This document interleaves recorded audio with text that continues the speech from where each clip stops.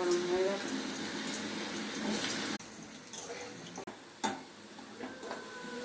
ফোড়নে একটু পাঁচফোড়ন ছেড়ে দেবো, কাঁচা লঙ্কা দিয়ে দেবো, কেটে রাখা টমেটো দিয়ে দেবো, লবণ দিয়ে দেবো, বাঁধাকপি দিয়ে দেবো। এটা ঢাকা সেদ্ধ হয়ে গেছে। এখন জিরের গুঁড়ো দিয়ে দেবো, লঙ্কার গুঁড়ো, আলু নাড়িয়ে চাড়িয়ে ঢাকা দিয়ে রাখবো। লঙ্কার গুঁড়ো, জিরের গুঁড়ো ভাজা, এটাকে তুলে দেবো।